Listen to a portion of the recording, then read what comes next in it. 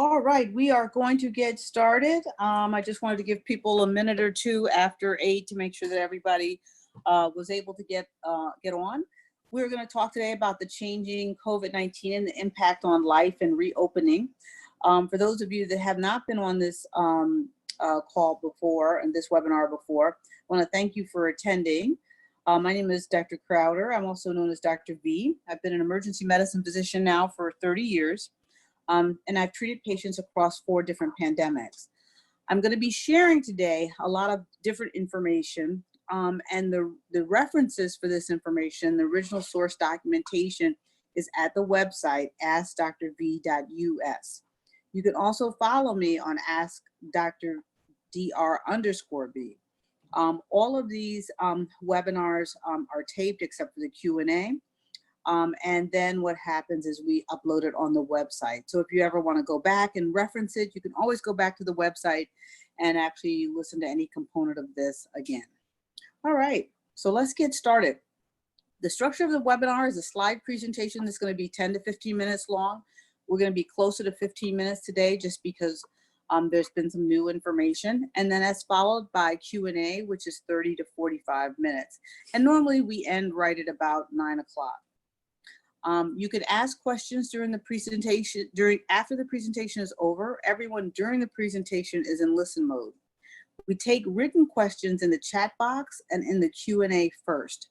So I take written questions first, and then depending upon the number of people that are on this call when we finish the presentation, we may be able to unmute some people and actually have a live Q&A. All right, so the intention for the webinar is for participants to be informed about COVID-19 science that will help them and their families stay healthy during this pandemic. The outcome is that you leave the webinar motivated to create or modify an action plan for yourself and your family, or you're motivated to create an action plan for your broader community. There's a lot of decisions, day-to-day decisions that have to be made during this COVID-19 pandemic, and we want to make sure that we're making the decisions with informed science.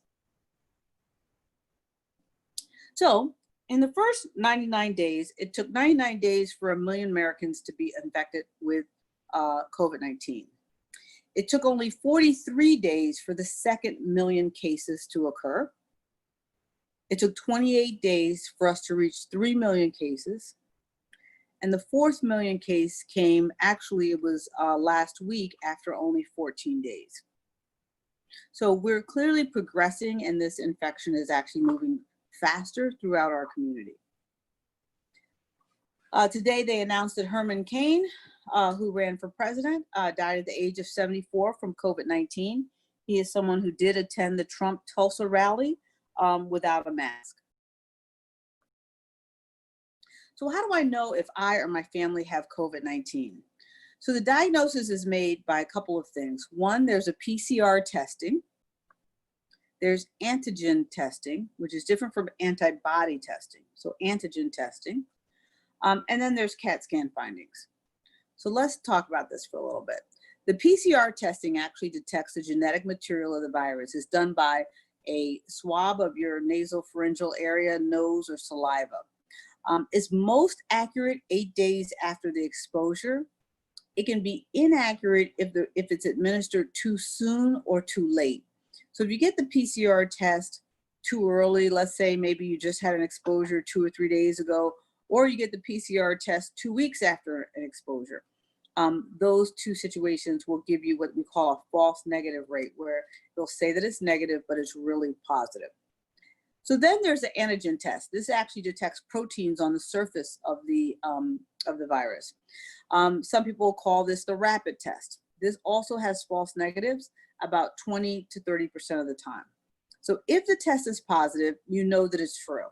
You actually have COVID-19. But if it's negative, you actually really need another one. So with both of these tests, whether in the hospital setting, we actually get 2 tests that are negative before we determine that someone's actually negative. This actually just is a study Johns Hopkins did on the PCR test.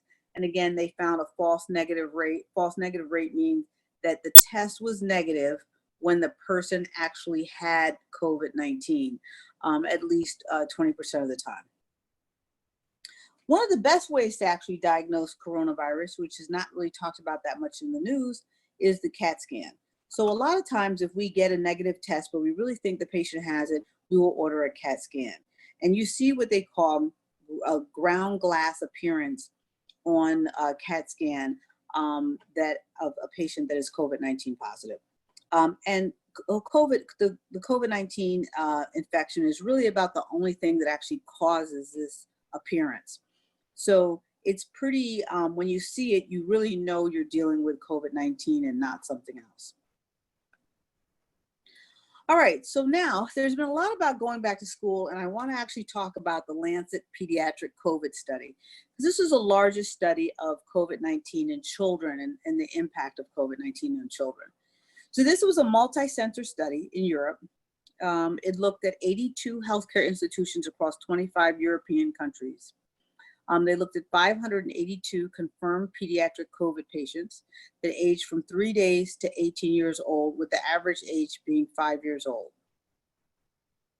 So 75% of the children with known COVID had no pre-existing health conditions.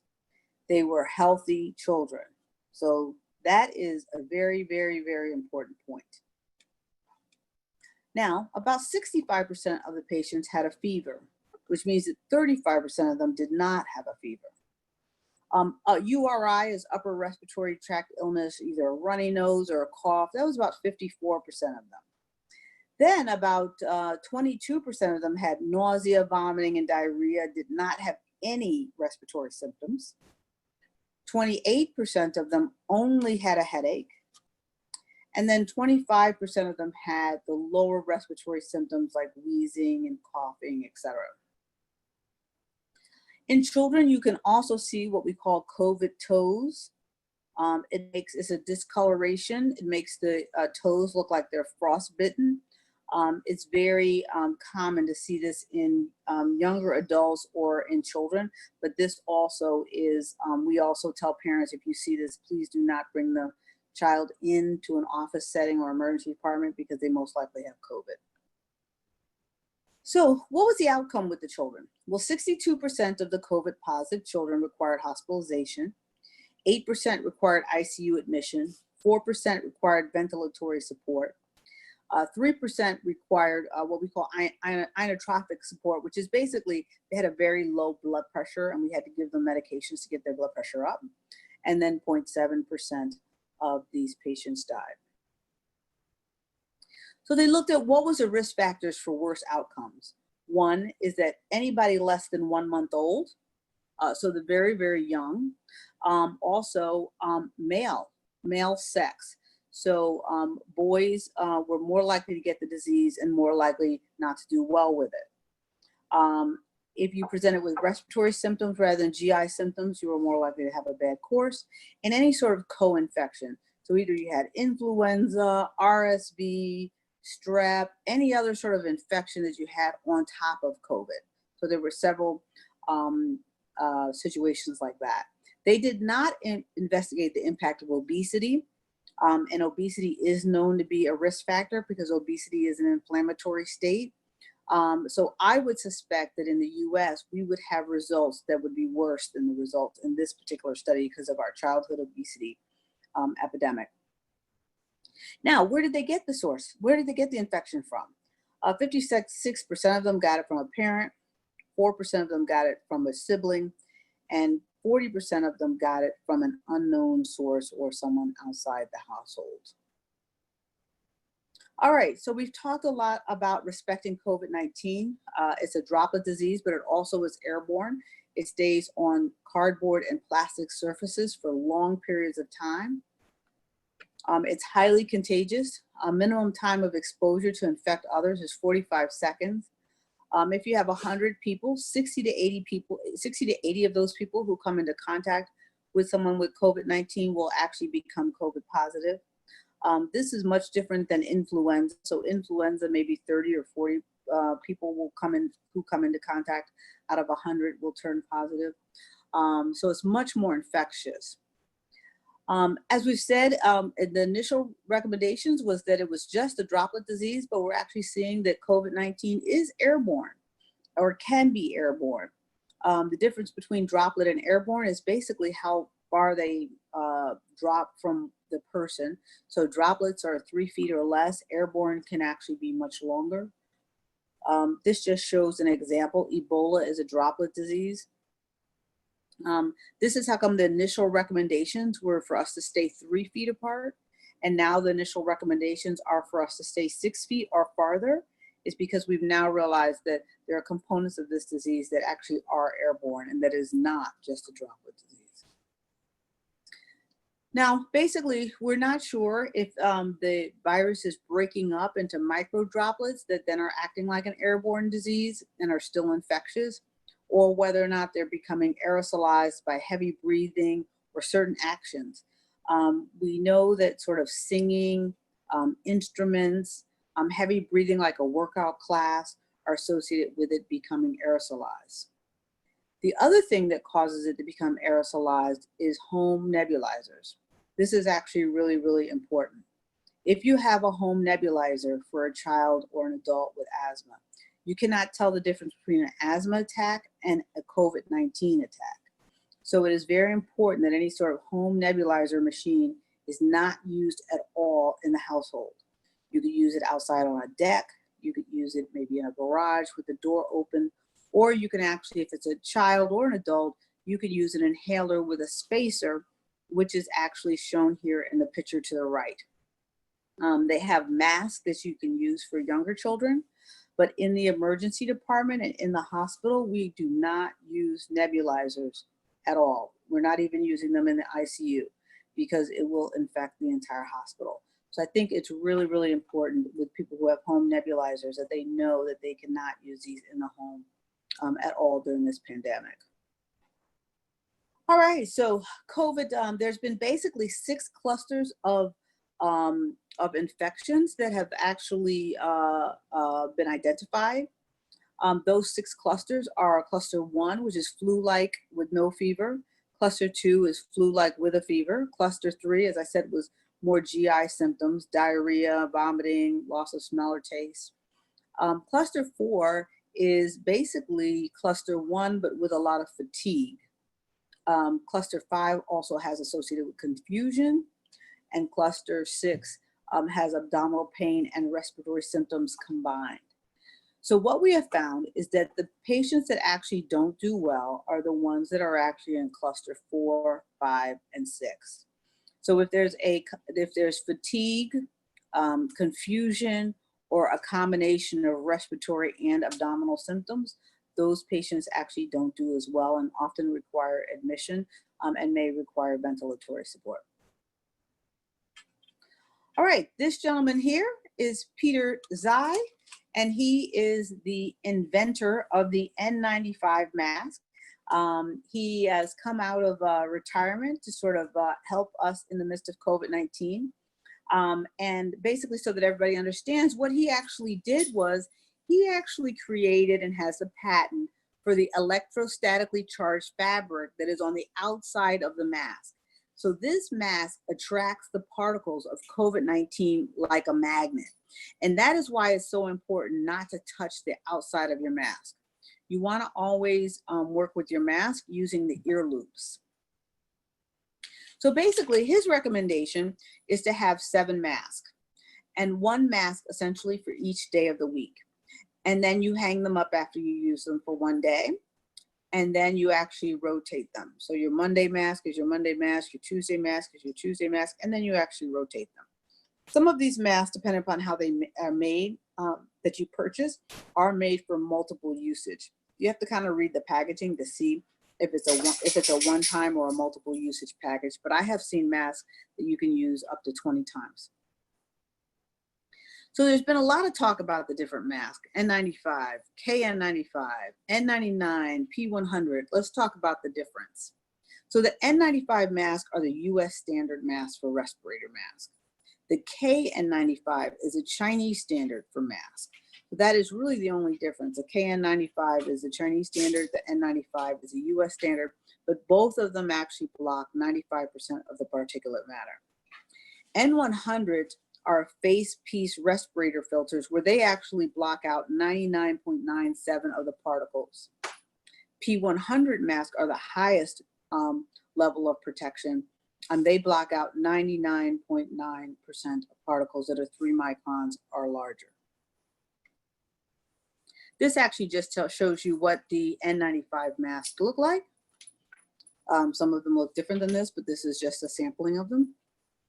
This is the N99 respirator mask. This is what the N100 mask look like. And this is the P100 respirator mask. These purple things on the side are cartridges with filters, and those filters can be screwed off and then changed. So you probably wear a face mask. It's very important that it goes over the bridge of your nose and underneath your chin. And it should be loose enough so that it stays securely in place with talking and you actually don't have to move it.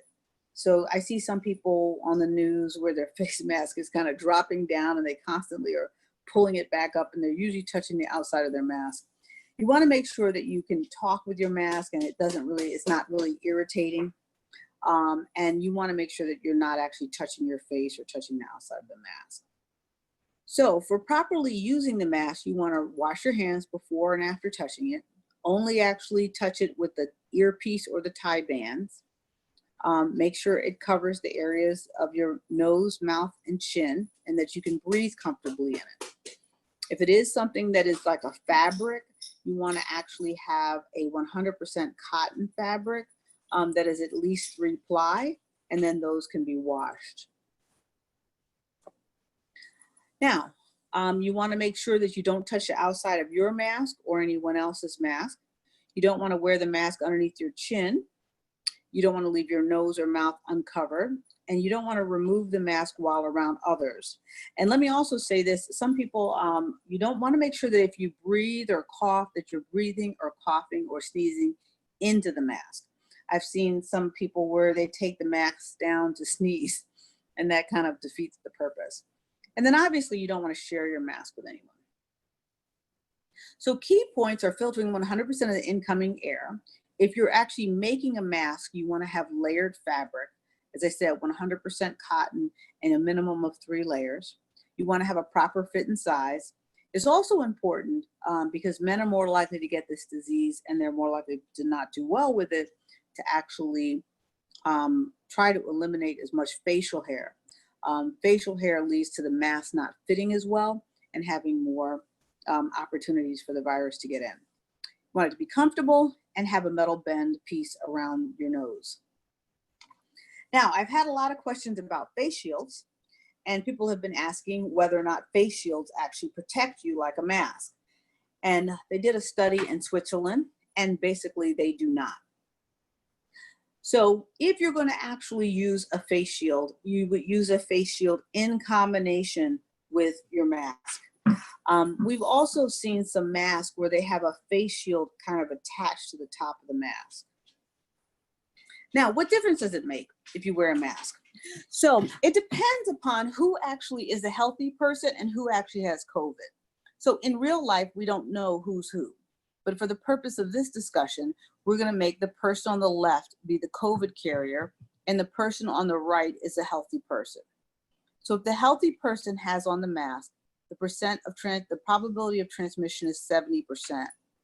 If the COVID positive person has on the mask and the healthy person does not, then the transmission probability is 5%. If both people have on a mask, then the transmission probability is 1.5%. What's important about this is when you're wearing a mask for other people, and when other people wear a mask, they're wearing a mask for you. Lastly, I just want to talk, I know there's been a lot of talk about COVID deaths, but there's not been a lot of talk about the long-term effects of COVID-19. And there a lot of folks who are recovering are experiencing a lot of disability. And so there's a thing called post-intensive care syndrome, which is cognitive, mental, or physical impairment. 75% of COVID patients that make it out of the ICU have some form of post-intensive care syndrome. It's usually in the form of renal failure requiring dialysis or transplant. It could be in the form of limb amputations. Nick Cordero, the Broadway actor, had to have his limbs amputated prior to dying from COVID. Also, it can be strokes. About 47 to 58% of young people who have strokes cannot return to work. And then lastly, we're seeing a lot of pulmonary fibrosis, pulmonary scarring, decreased lung capacity. So about a third of these people are actually having problems with normal activities like walking a block or cleaning house because of shortness of breath with daily activities as a result of long-term effects of COVID. Okay, now we're going to talk about the vaccine process. These are basically all the different stages. Exploratory, where you try to figure out how the vaccine works. Preclinical, where we test it on animals. And then various clinical development, phase 1, phase 2, and phase 3. Phase 1 is where you do it with a small group of people just to determine that it's safe. Phase 2, you increase the number of participants, usually to the hundreds, and do a randomized trial. And then phase 3, you do thousands of people, and currently they're doing 30,000 to determine if it works and also safety. Then there's a regulatory review and approval process. There's manufacturing, quality control, and then lastly, distribution. So we were able to get a jump start on this particular infection because of SARS. And SARS and COVID-19 are both coronaviruses. So because of the work with SARS, there had already been exploratory phase as well as some preclinical phase work. So that's how come we're able, I know the process doesn't seem fast, but it's actually faster than normal for vaccines coming out. So where are we with that? So Moderna actually started phase 3 this week. Their goal is to actually recruit 30,000 volunteers for their phase 3 trial. The vaccine is a 2-part vaccine that has to be administered 28 days apart from each other. So you can just, it's going to take them a month or two to get 30,000 people. Then you've got to actually wait a month and give them the second dose. So we will probably get results on this sometime around in December, January timeframe. Shortly thereafter, Pfizer also announced that they were actually within 12 hours. Pfizer said, well, we're starting phase 3 as well. Pfizer and BioNTech, they actually have 4 vaccines that they are actually entering into phase 3. And then there's also a vaccine from Oxford and AstraZeneca. They're not releasing quite as much information, so I don't know necessarily if they're in phase 3 or not, but I know they're at least in phase 2. All right. So now, the fact that COVID-19 is airborne has huge implications for movies, churches, gyms, office spaces, and schools. So quickly going through this, movie theaters are basically, there's no way you should go to a movie theater until COVID-19 is over. It's just too long to sit in a enclosed space with no windows.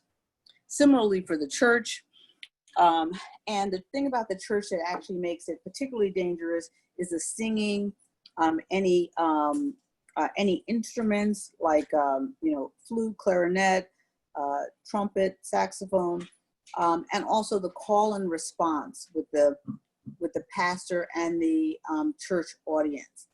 Those are things that will aerosolize COVID-19. Gyms have also been found to be a very important source of COVID-19 infections. They are taking a lot of precautions. Some folks are putting up dividers between ellipticals and treadmills, and even creating enclosed places to work out. I think it's really probably better to just work out outside if you can. That would really be the best. Office spaces, another area where it's very shared space. So if you have a large office building, you have to remember that you're sharing the ventilation with all the people in that building. So if something is airborne, that is going to be problematic. They did a testing of AC compressors, and 25% of them that they sampled in a random sample had RNA from COVID-19 on the blades. Now, school reopenings. First, this actually shows a picture of school reopenings in South Korea. South Korea and other countries, Denmark and Taiwan, all other sorts of countries, anywhere in Europe that have opened up schools, have done so with far less of a community transmission rate than we have.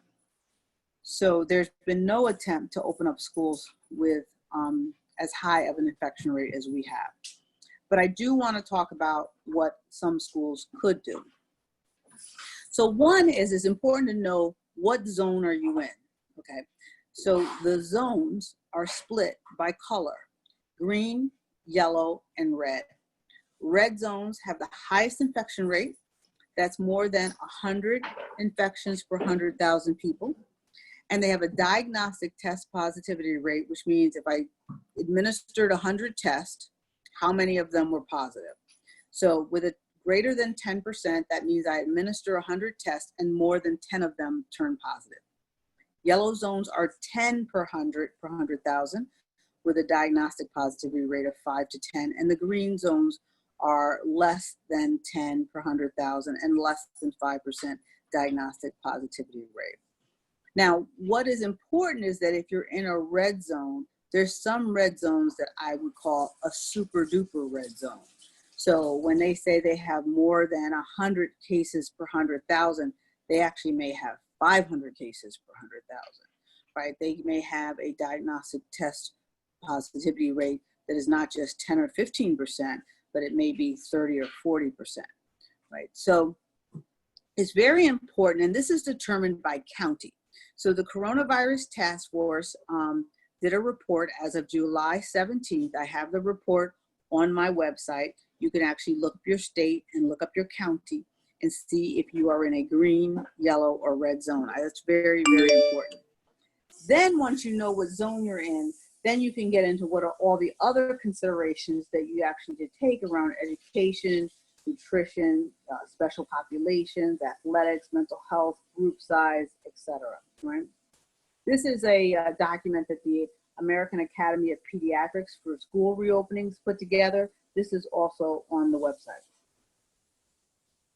So considerations for going back to school. One is, what is the infection rate of my community? Two is, what is the age of my child? Is my child mature enough to actually follow instructions? And then three is, what is the age or conditions of other people living in the home?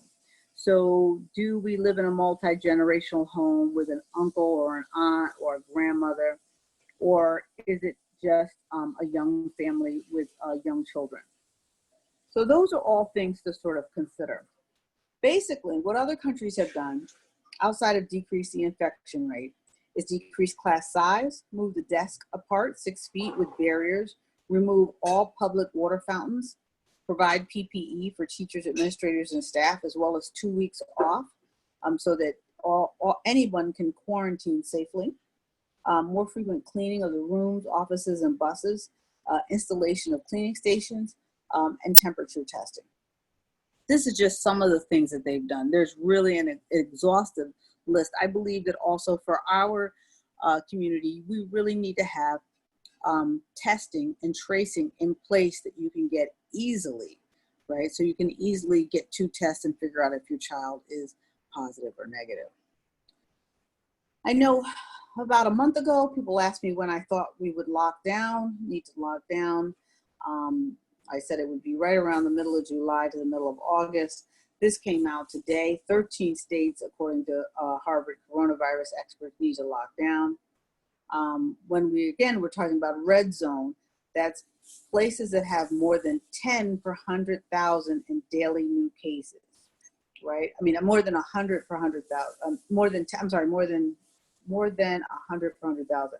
So Florida has 48 new cases daily. So they definitely have more than 100 per 100,000 because they would get that in 2 days. Mississippi 43, Louisiana 46, Alabama 39. You can just see all of these. These are very, very high infection rates.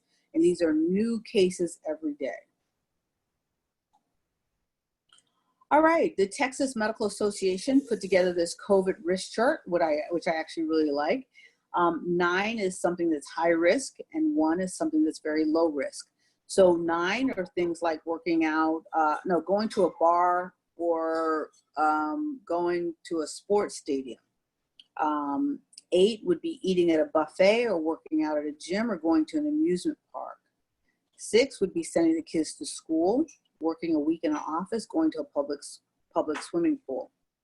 5 is having dinner at someone else's house, attending a backyard barbecue with other people that you're not actually isolating with, or going to the beach or shopping at a mall. 4 is staying at a hotel for 2 nights, going to a library, eating at a restaurant outside. 3 is grocery shopping, walking, running, riding a bike with others, playing golf. 2 is getting takeout, pumping gas and playing tennis. And 1 is opening the mail. All right, so little good news. This is a home COVID test that is being tested in Australia.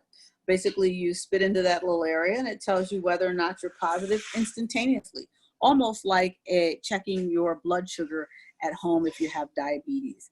This test is very cost effective. It is basically, I think, at less than $5 or so. They've been using it for people to actually run the test, and then they bring the strip if they want to go to a Broadway show or the movies or something like that. In the UK, they've been having airport sniffing dogs that detect COVID-19. These dogs have been doing a very, very good job. And this eliminates the need for, or could eliminate the need for very expensive testing, where you can just actually have dogs sniff people who are traveling and determine who is COVID positive and who potentially needs a COVID test. So these airport sniffing dogs have actually been very, very accurate. This is just a reminder, and I remind people of this. Sometimes we're distracted by the shiny object. The shiny object right now is COVID-19, but I just remind people to make sure to still actually go and get all of your regular screenings, your yearly mammograms or pap smears or prostate tests or your smoker chest x-rays or colonoscopies. You want to really make sure that you're doing all the things that you're normally doing to sort of take care of yourself and stay healthy.